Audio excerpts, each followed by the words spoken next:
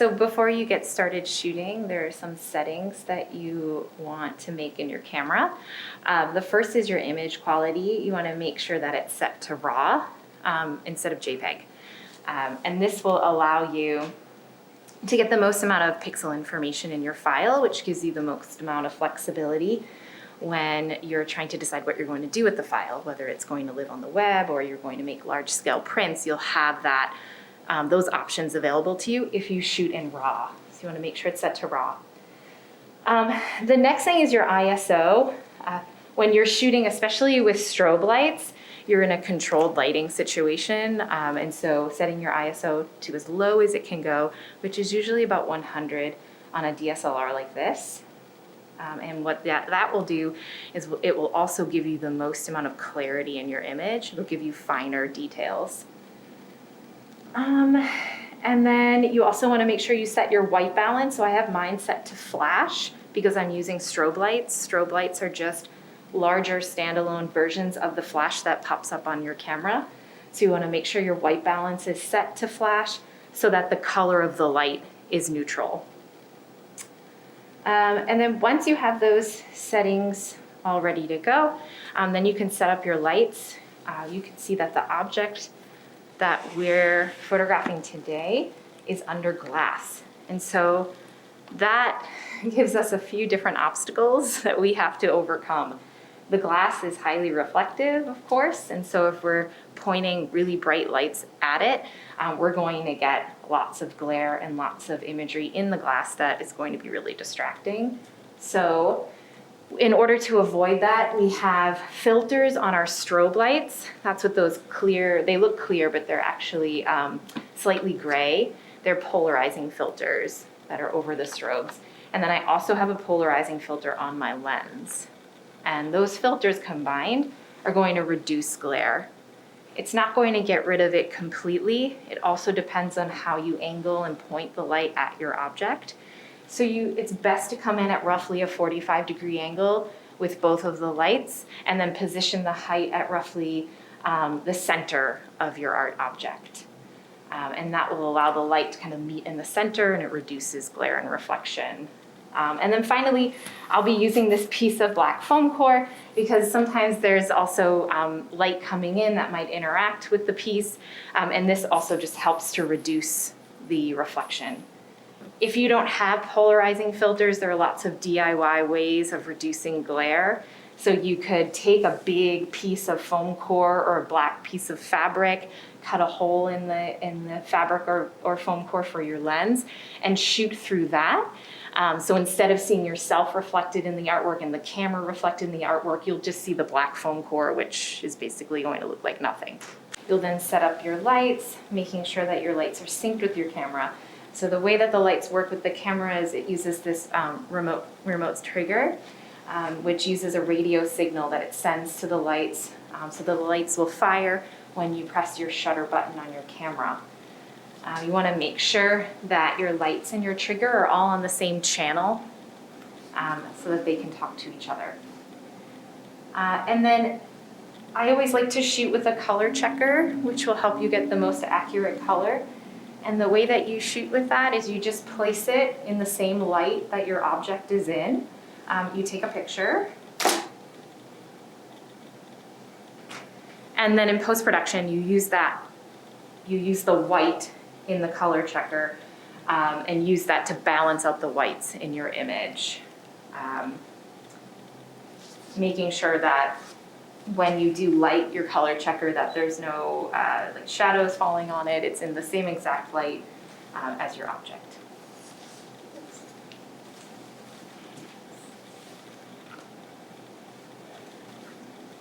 When you're photographing your art object, you want to make sure you're balancing the light, and you can't really trust your LED screen because it's an illuminated viewing device, so things are going to look brighter than they actually are. You also can control the brightness of this screen, which is also deceptive. So you want to make sure that as you're taking your image, when you're using the strobe lights, you can shoot in what's called TTL mode, which is called through the lens, which is just another way of saying you're shooting in auto mode with these lights. So that whatever your settings are on your camera, your lights will balance out so that they won't overexpose.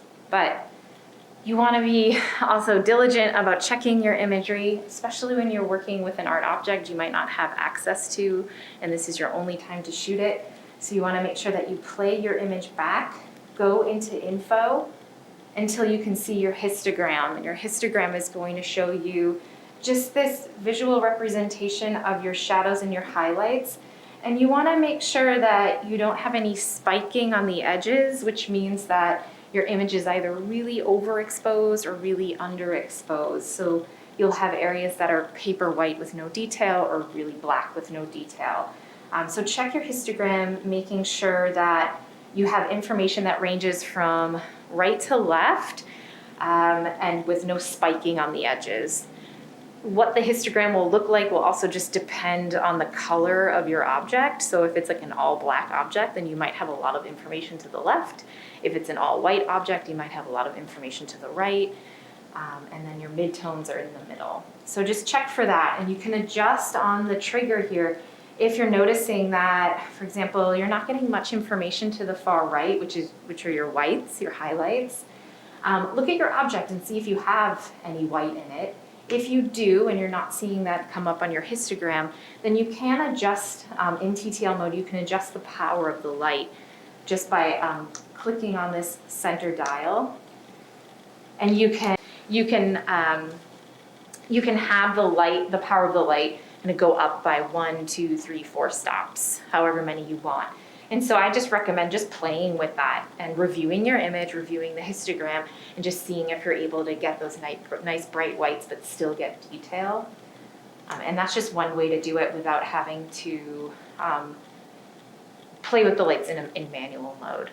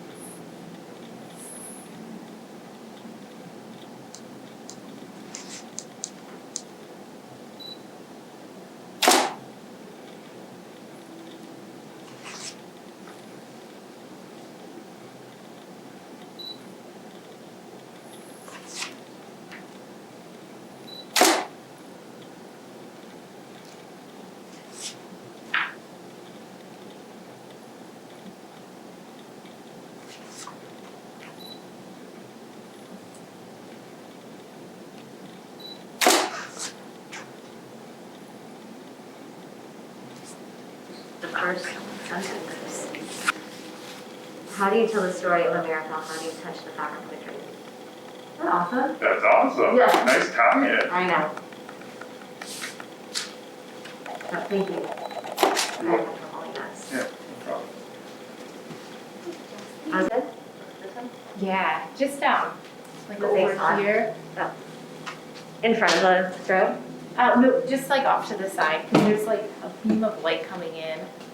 That is just, the lights aren't quite overpowered.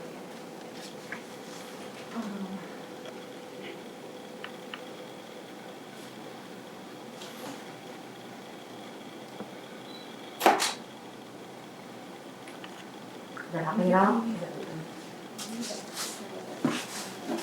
Really cut it.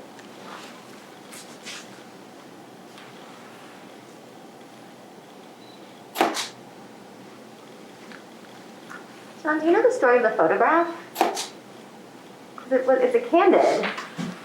I don't know. I haven't heard any story about it, and I don't know if it's covered in the book. In the pilgrimage. In the pilgrim, I have the book.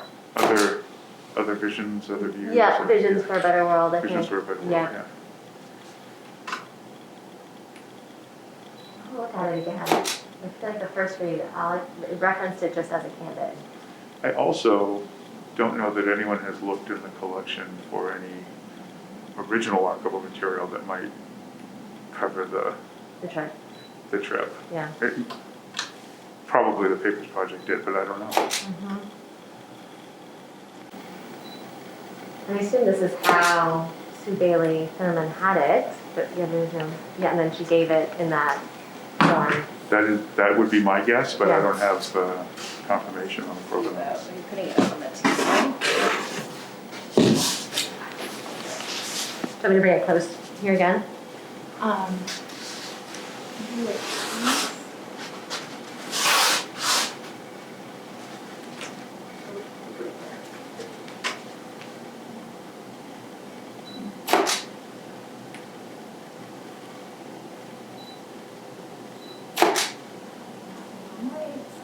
okay, I think this one's blocking the light.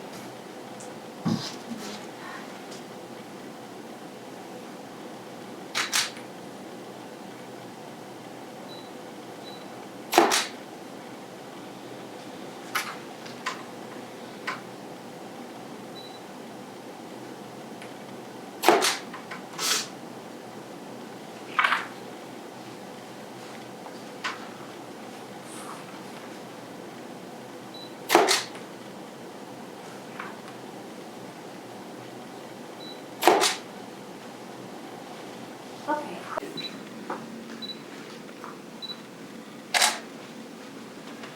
I probably should meter. That would help.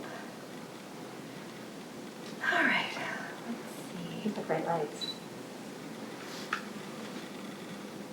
not as powerful as they look though. They are LEDs, I know. And are they kind of bluish? Is the color kind of It's terrible? pretty good, but we'll use the color checker too. So you can white balance, like even the LEDs you would white balance for flash. Because they're both kind of rated at almost like daylight, like Mhm. they're like pretty neutral, close to blue, like you said. So.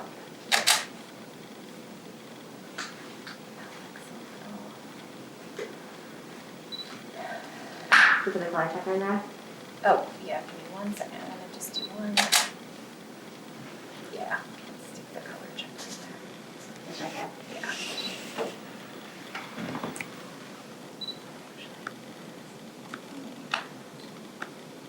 So it has to go there, so maybe if you could scoop the paper, and then I'll scoop the color checker in.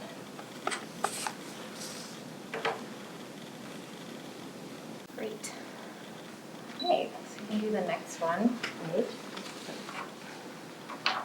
Press release.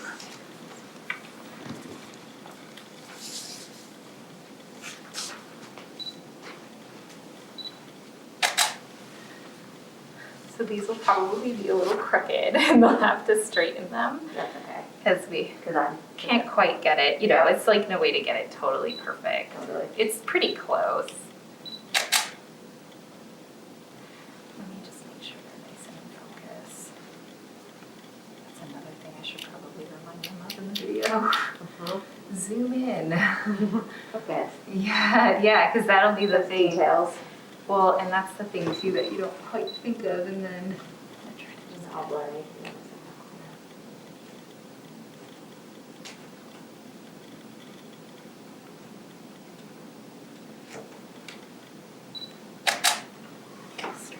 Okay. Do you often shoot through a computer with a copy stand? Like plug it in to a laptop? I never use a copy stand, but when I shoot in my studio, I shoot tethered Right. usually. And you know, if it's like a control situation, just so that you can kind of see.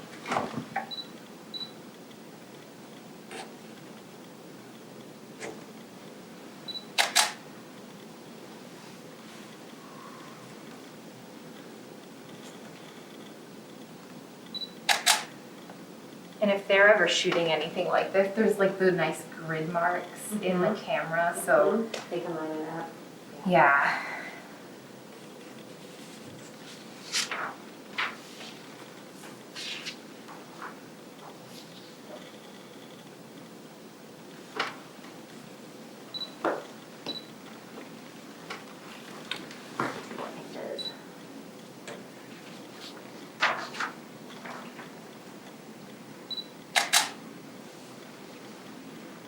Let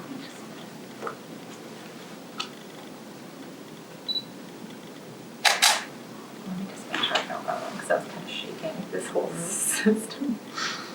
They're like balanced.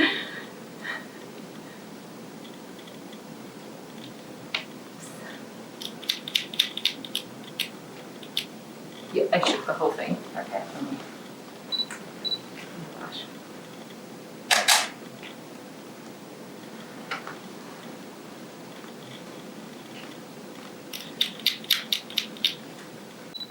I don't want to, I'm using a really slow shutter speed, and I don't want to shake anything. So let me just. Can you just do that because it focuses better and you get more detail official? No, so Light? these lights aren't super powerful, and so you have to use a really slow shutter speed to get the most out of the lights that you have. But with that comes camera shake, if like I shake the whole table. So with each shot I'm taking, I'm just zooming in and I'm making sure that like all of the text from top to bottom is crisp and clear. Otherwise, I shook the table. So.